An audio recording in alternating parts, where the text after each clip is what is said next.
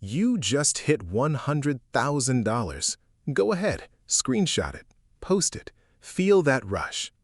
Now let me tell you what happens next to almost everyone who gets here, because I've watched it happen to friends, to strangers in forums, to people who message me years later asking why it all fell apart. 6 months from now, most of you will have less than you do right now. Not because the market crashed, not because you got scammed, because of what happens in your own head the moment that number turns 6 figures. I want to tell you about a guy named Danny.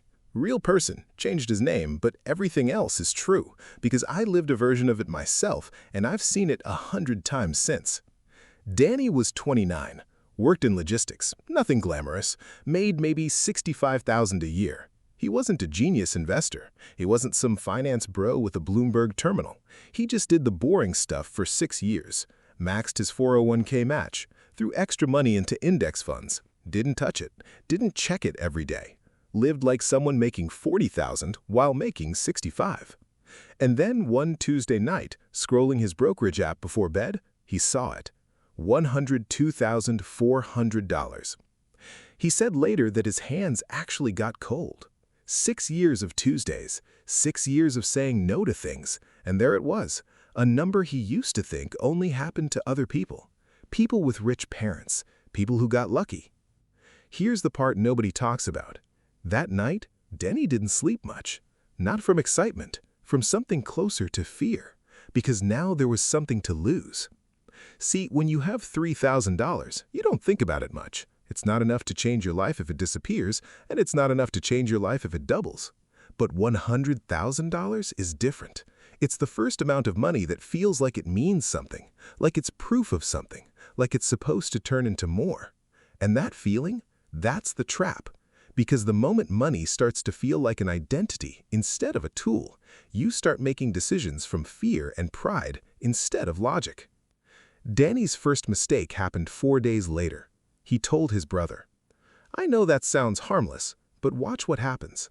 His brother, who's always been the confident one, the one with the crypto Discord and the options trading app, said something like, "That's cool, man, but honestly, if you'd put that in what I'm in, you'd have 250 by now." And something shifted in Danny. Not envy exactly, more like urgency. Suddenly, the goalpost moved. $100,000, which 4 days earlier felt like an enormous accomplishment, now felt like he was behind, like he was leaving money on the table by being careful. This is the first thing that happens to almost everybody who crosses this number. Somebody in your life, someone who loves you even, will make you feel like your caution is actually a failure to be bold. And your brain, which just spent years being patient, suddenly starts whispering that patience is for people who don't really want it bad enough. Danny moved $15,000 into an options trading account 2 weeks later. I'm not going to walk you through every trade. I'll just tell you that within 5 months, that $15,000 became $4,000, and Danny made the classic mistake of trying to trade his way back to even, which turned $4,000 into $600. But here's the thing that actually broke him. It wasn't the money. It was the 6 months of lying to his girlfriend about checking his phone at 2 in the morning. It was missing his nephew's birthday party because he was watching a position.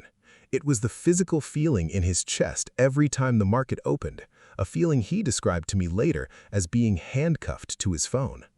He didn't lose his savings account. He lost 5 months of his actual life to a screen, chasing a version of himself that didn't exist yet. Now, I could stop the story there and just tell you don't trade options, but that's not really the lesson, and honestly, it's a little insulting to treat you like you need to be told that. The real lesson is about what happens in the 6 months after you hit a milestone, and it happens in about 4 separate ways, and if you know they're coming, you can dodge every single one of them. The first way it gets you is exactly what happened to Danny: comparison. The second you tell people, you invite a new goalpost into your life that isn't yours. Somebody always knows somebody who did better, faster, with less, and your brain, starved for status the way all of our brains are, will treat that comparison as more real than your own actual progress. The fix is almost embarrassingly simple. Stop telling people the number. Not because you're ashamed, but because the number was never for them. It was for the version of you 6 years ago who wasn't sure this was possible. The second way it gets you is what I'd call premature promotion. This is when you start treating your money like it's already grown up. $100,000 feels like a lot, so your brain quietly reclassifies it from long-term compounding machine to resource I can now use for big moves. You start looking at riskier investments, bigger purchases, side businesses that need capital. None of that is inherently wrong, but notice the timing. It's not that you found a great opportunity, it's that the number got big enough to feel like permission. That's backwards. The strategy that got you here, patience, consistency, boring, diversified investing, doesn't stop working just because it worked. The third way is what happened with Danny's girlfriend, though I didn't mention this part yet. About 4 months into his trading spiral, she found out how much he'd lost. And what hurt her wasn't the money. It was that he hadn't told her. He'd been carrying this secret stress alone, snapping at her for no reason, disappearing into his phone for dinner, and she didn't even know why until it all came out in one very bad Sunday night conversation. This is the third trap: financial secrecy. The moment your net worth crosses into territory that feels significant, there's a pull to go quiet about it. Sometimes because you're proud and don't want to jinx it. Sometimes because you're scared and don't want to admit what you're doing with it. Either way, silence around money almost always precedes a mistake with money. If you have a partner, this is exactly the moment to bring them in more, not less. Not to ask permission, just so you're not carrying the psychological weight of a 6-figure decision completely alone at 11 at night. The fourth trap is the quietest one, and it's the one that actually got Danny in the end, even after he recovered from the trading losses. It's lifestyle creep disguised as a reward. About 8 months after hitting $100,000 and after clawing his savings back up through nothing but boring consistency again, Danny bought a car. Not a crazy car, just nicer than what he needed. He told himself he'd earned it, and maybe he had. But here's the thing. That "I've earned this" feeling doesn't check your bank account before it shows up. It shows up the same way whether you have $10,000 or $200,000. And if you don't examine it, it will eat every milestone you ever hit, one deserved reward at a time. So what actually works? I asked Danny what he'd tell his past self, the guy staring at that $100,000 screenshot at midnight, hands cold, heart racing. He said 3 things. First, don't tell anyone the number for at least a month.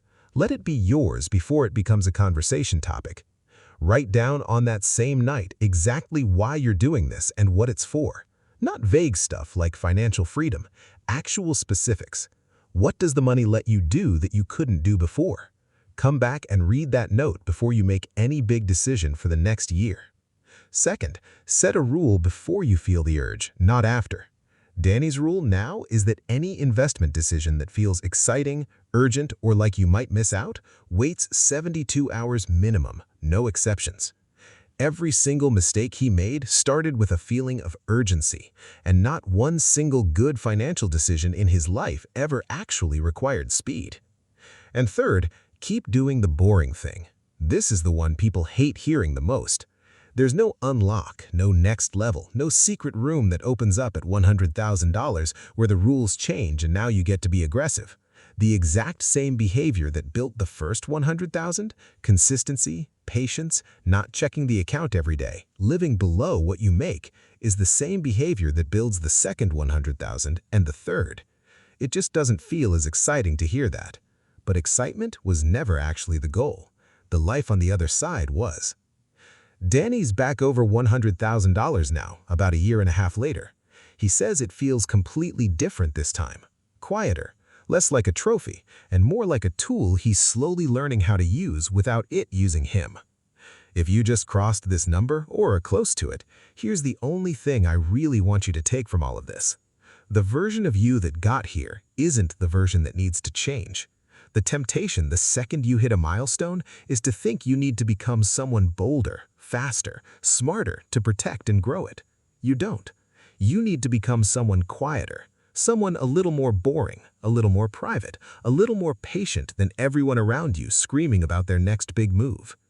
That screenshot you took today, put it somewhere you won't look at it again for a year, and then just keep doing exactly what got you here. If this helped you see something you hadn't thought about, hit subscribe, because there's a version of this same trap waiting at 200,000 and 500,000, and I'm going to talk about every single one of them before you get there.